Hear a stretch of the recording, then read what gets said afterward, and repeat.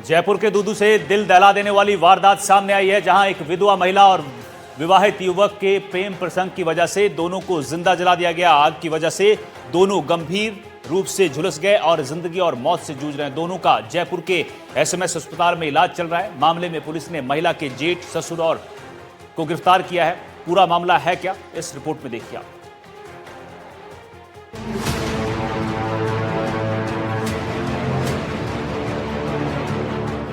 तस्वीरों में दिखाई दे रहे ये दोनों शख्स किसी हैवान से कम नहीं, जिन्होंने दो प्रेमियों को प्यार करने की इतनी बड़ी सजा दे डाली। बिरदी चंद और गणेश दोनों पीड़ित महिला के रिश्तेदार हैं। एक जेठ ससुर है और दूसरा जेठ है। युवक के घर से 300 मीटर दूर खेत में बनी झोपड़ी में प्रेमी से मिलने पहुंची प्रेमिका को इन दोनों ने जिंदा जला दिया। युवक के घर से 300 मीटर दूर खेत में बनी झोपड़ी में प्रेमी से मिलने प्रेमिका जब पहुंची तो महिला के घर वालों ने दोनों पर डीजल छिड़ककर आग लगा दी। आग इतनी तेजी से फैली कि दोनों बचने के लिए करीब 100 मीटर तक चीखते हुए दौड़ते रहे, लेकिन कोई बचाने नहीं आया। दोनों गंभीर रूप से झुलस गए, जिन्हें जयपुर के एसएमएस अस्पताल के बर्न यूनिट में भर्ती कराया गया है, जहां दोनों की हालत गंभीर बनी हुई है। आपको बता दें कि महिला विधवा है। उसके पति की 6 साल पहले दुर्घटना में मौत हो चुकी है। साथ ही पीड़ित व्यक्ति भी शादीशुदा है। महिला रात्रि के समय ये मिलने आई थी और परिवार वालों को, महिला के परिवार वालों को ये बात का पता चला। उन्होंने उसके पीछे पीछे आकर कुछ देर बाद जब ये आराम कर रहे थे तो उस समय पीछे से आके इसको आग लगा दी। तो ये उन्होंने अपने बयान में स्पष्ट 2 नाम लिए हैं और पुलिस ने बहुत ही फुर्ती दिखाते हुए और मामले की गंभीरता को देखते हुए दोनों को ही राउंड अप कर लिया है, अरेस्ट कर लिया है। और आगे भी हम इसमें इन्वेस्टिगेट कर रहे हैं और साइंटिफिक एविडेंस हमारे द्वारा कलेक्ट की गई है, जो भी यहाँ अलामात हैं मौके पे मिले हैं। और इसको हम पूरा, हमारा पुलिस का यही प्रयास है कि इसमें हम जल्द से जल्द पीड़िता और पीड़ित को न्याय दिलाएं। पुलिस ने दोनों आरोपियों को गिरफ्तार कर लिया है। पूछताछ में आरोपियों ने बताया कि बिरदी चंद खेत में काम कर रहा था। उस दौरान उसने पीड़िता को जाते देखा। दोनों आरोपियों को पहले नहीं पता था कि दोनों के बीच कुछ चल रहा है। जब बिरदी चंद ने पीड़िता को जाते हुए देखा, वापस घर आया, गणेश को लेकर खेत पर गया। वहां जाकर दोनों ने खेत की रेकी की। पीड़िता और शख्स झोपड़ी में मिलने वाले थे, ये जानकारी उन्हें हुई। इसके बाद दोनों ने डीजल से झोपड़ी में आग लगा दी। आपको बता दें कि आग लगते ही कैलाश जलती हुई झोपड़ी से बाहर भागा। वो बचने के लिए जोर जोर से चिल्लाता रहा, लेकिन कोई मदद नहीं मिली। 100 मीटर दूर रखे पानी के टब से आग बुझाने की कोशिश की, जिससे आग कुछ कम हुई। महिला झोपड़ी के पास ही अचेत अवस्था में पड़ी मिली। एफएसएल की टीम ने मौके से सबूत इकट्ठा किए हैं। घटना के बाद पुलिस दोनों को पहले बिजनू अस्पताल ले गई। यहां से उन्हें एसएमएस जयपुर रेफर कर दिया गया। दोनों ही परिवार एक ही समाज से आते हैं, लेकिन दोनों परिवारों में आपसी रंजिश पुरानी है। दरअसल महिला के जेठ के लड़के और पीड़ित शख्स की भतीजी ने घर से भागकर लव मैरिज की थी। तब से दोनों परिवारों के बीच में रंजिश बनी हुई थी, लेकिन किसे पता था कि इनका मिलना, दोस्ती करना इसी रंजिश को खूनी रंजिश में बदल देगा। दोनों को प्रेम करना इतना महंगा पड़ा कि इसकी कीमत भी चुकानी पड़ रही है। आज ये दोनों जिंदगी और मौत के बीच जूझ रहे हैं। सवाल यह है कि विवाहिता और विधवा होने पर अगर अवैध प्रेम संबंध रखना गलत है, तो परिवार को सजा देना और जिंदा जलाने की कोशिश करना कहाँ तक सही है। बहरहाल पुलिस ने दोनों आरोपियों को गिरफ्तार कर लिया है और मामले की जांच की जा रही है। घर की बहू सोनी देवी है, उसको जाते हुए देखा, फिर उसको शक हुआ कि ये कहाँ जा रही है। फिर उसने गणेश को उठाया और दोनों ने मोटरसाइकिल से जो कैलाश है, जो घायल है, उसके खेत तक गए और वहाँ पर पहले रेकी की। और सोनी देवी उसी खेत में एक झोपड़ी बनी हुई थी, वहाँ पर रुकी हुई थी। और लगभग 2-2:30 बजे दोनों ही आरोपी अपने घर गए, डीजल लेकर आए और वहाँ पर झोपड़ी को आग के हवाले कर दिया है। बहरहाल पुलिस ने दोनों को गिरफ्तार कर लिया है। इस पूरे मामले में एक व्यक्ति का और नाम सामने आ रहा है, जो कि सोनी देवी की तरफ से ही बताया जा रहा है। हालांकि पुलिस इस मामले की इन्वेस्टिगेशन कर रही है। फिलहाल दोनों ही जयपुर के एसएमएस में बर्न वार्ड में एडमिट है और दोनों की हालत जो है काफी नाजुक बताई जा रही है। दीपक Chawla, NDTV, Jaipur.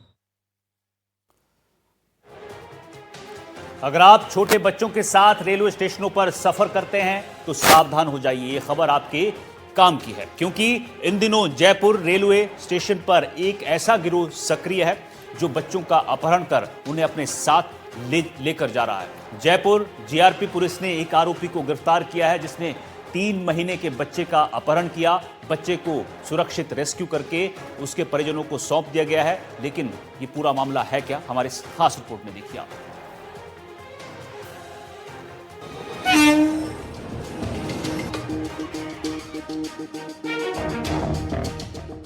Jaipur railway station पर एक ऐसा गिरोह सक्रिय है जो बच्चों का अपहरण कर उन्हें अपने साथ ले जाता है।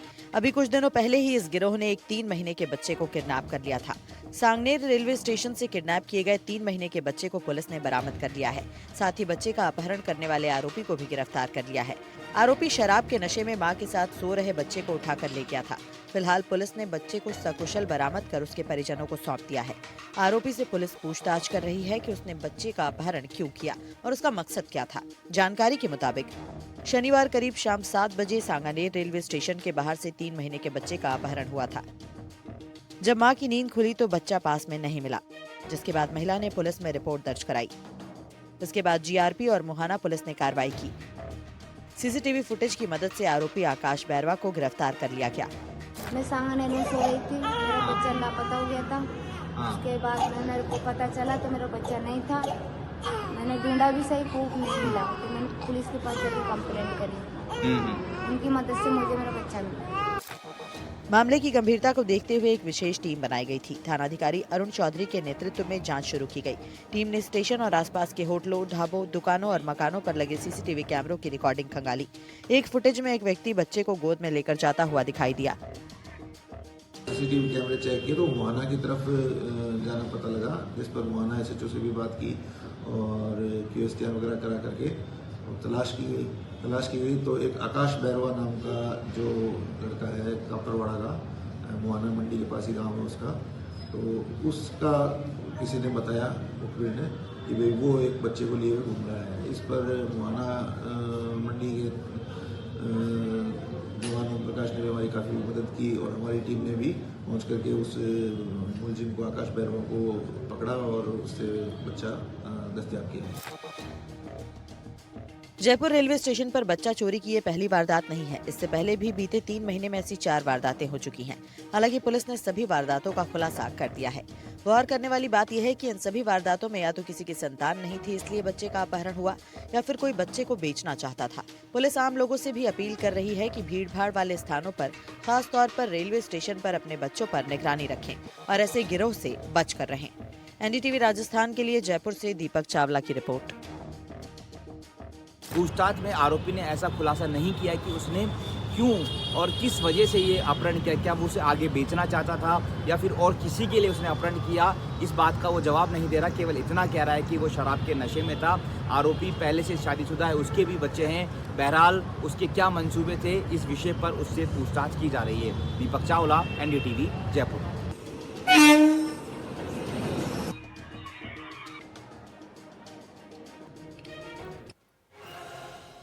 पश्चिमी राजस्थान, खासकर जोधपुर इन दिनों ड्रग तस्करी का बड़ा केंद्र बनता जा रहा है। लगातार बढ़ रही गतिविधियों के बीच जोधपुर ग्रामीण के लूनी थाना पुलिस ने पिछले 15 दिनों में बड़ी सफलता हासिल की। पुलिस ने कार्रवाई करते हुए 1000 किलो डोडा पोस्ट और 1 करोड़ 11 लाख रुपए की स्टैक बरामद की है। साथ ही तस्करी में उपयोग किए जा रहे वाहन, एक एम्बुलेंस और 5 आरोपियों को गिरफ्तार किया गया है। क्या है पूरा मामला, हमारी इस रिपोर्ट में देखिए आप।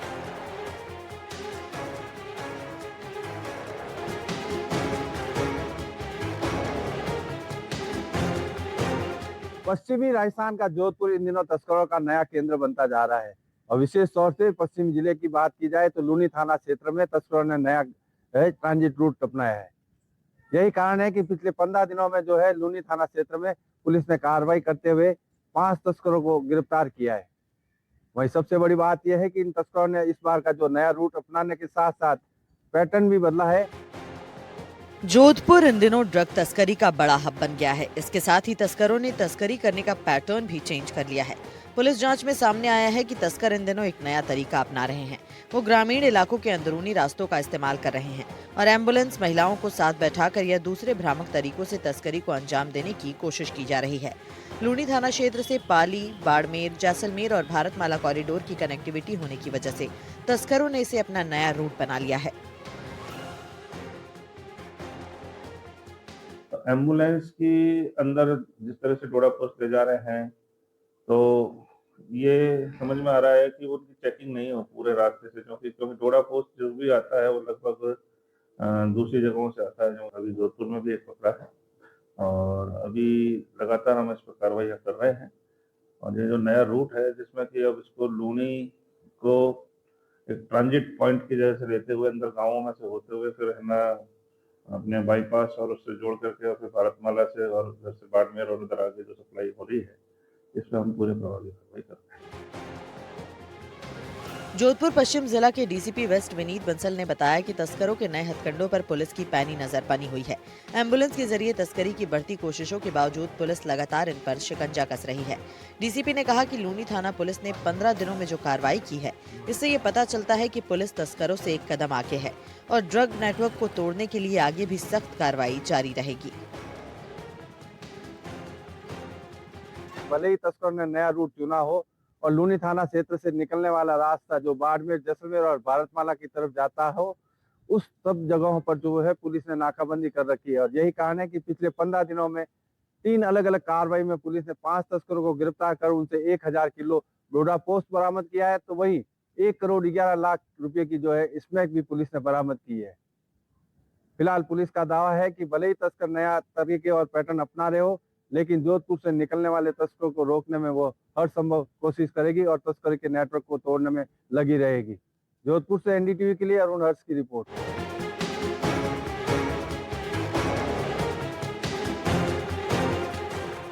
साबरमती जेल में बंद होने के बावजूद लॉरेंस बिश्नोई गैंग का नेटवर्क यूरोप, स्पेन और चीन से होकर और ज्यादा खतरनाक हो गया है। हाल ही में गिरफ्तारी और एनकाउंटर में मिले चीनी कारतूसों ने पूरे इंटरनेशनल सिंडिकेट का पर्दाफाश किया है। गैंग एन्क्रिप्टेड एप्स और ड्रोन रूट से भारत में अत्याधुनिक हथियार पहुंचा रहा है।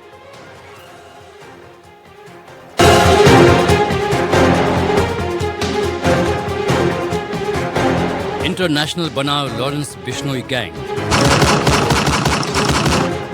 यूरोप, स्पेन में एक्टिव लॉरेंस के गैंगस्टर। हथियार के लिए लॉरेंस गैंग को चीन से फंडिंग। जेल में बंद लॉरेंस बिश्नोई की दहशत।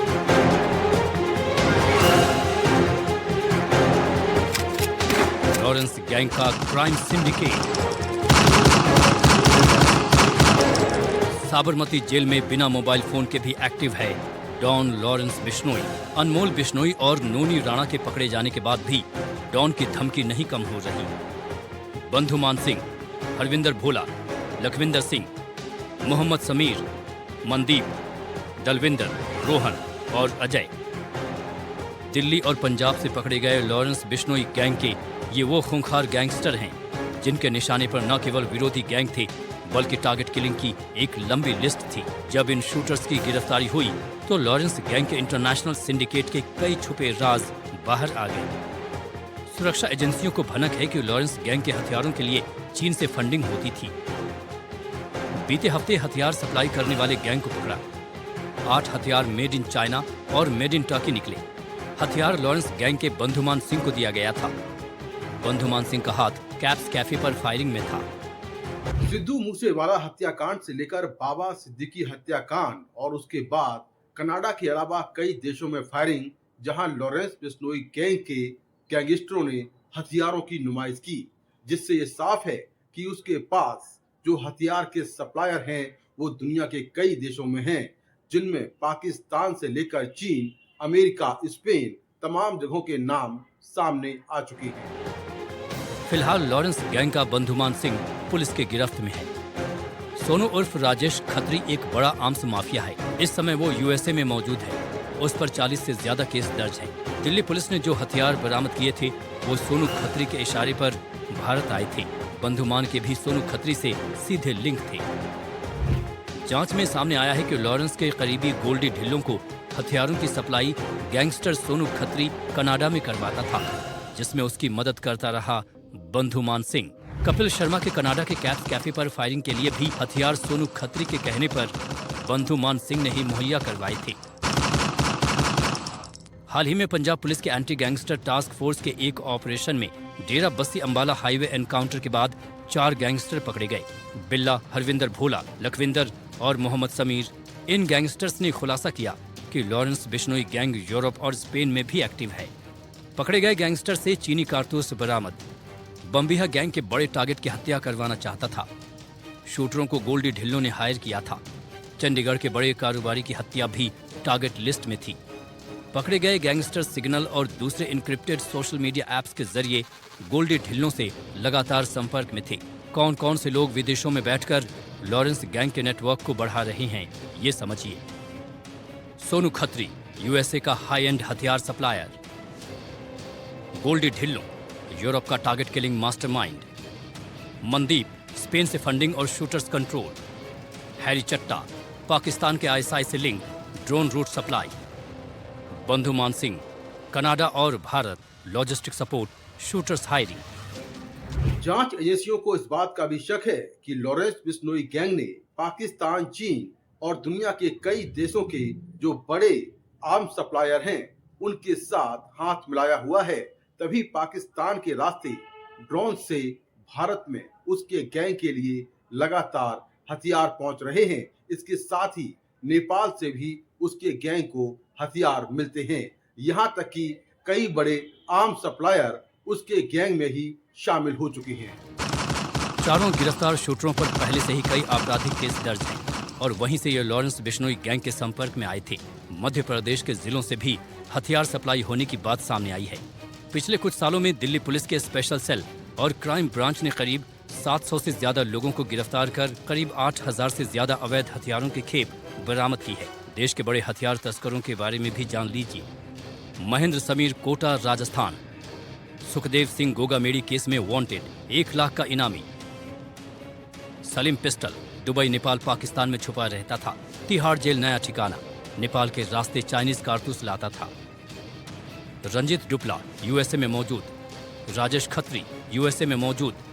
दरमनजोत सिंह कहलो, यूएसए में मौजूद, अमृतसर, पंजाब का मूल निवासी।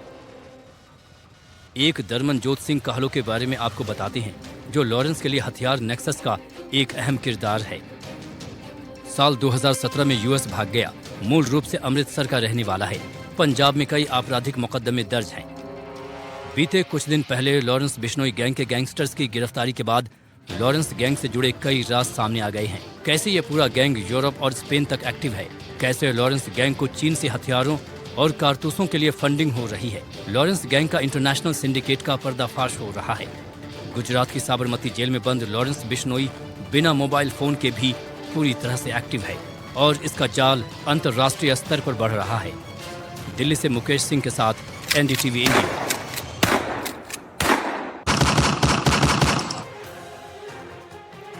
अजमेर के भिनाय थाना पुलिस ने जिले के कुख्यात बदमाश धन सिंह उर्फ धंसा डकैत की परतें एक एक करके खोलना शुरू कर दिया। फायरिंग केस में वांटेड धन सिंह को पुलिस ने प्रोडक्शन वारंट के जरिए जेल से गिरफ्तार कर लिया। पुलिस ने उसके एक करीबी सहयोगी और हथियार सप्लाई करने वाले आरोपी शिवराज सिंह को भी धर दबोचा है। पुलिस अब दोनों से फायरिंग की योजना, हथियारों की उपलब्धता और घटना से जुड़े दूसरे जो बिंदु हैं उस पर गहन पूछताछ कर रही है। क्या है पूरा मामला, हमारी इस रिपोर्ट में देखिए।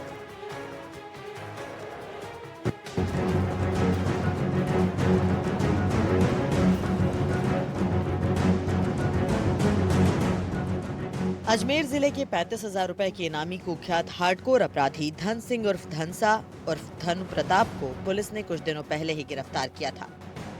पुलिस ने उसके पास से 2 देसी पिस्टल, 2 12 बोर की बंदूकें, 6 जिंदा कारतूस और हैंड ग्रेनेड भी बरामद किए थे। धन सिंह से पूछताछ के बाद हथियार की सप्लाई करने वाले बदमाश शिवराज सिंह को भी गिरफ्तार कर लिया गया है। अब पुलिस दोनों आरोपियों से पूछताछ में जुटी है। थाना प्रभारी अमरचंद के मुताबिक 31 जुलाई को मामला दर्ज किया गया था।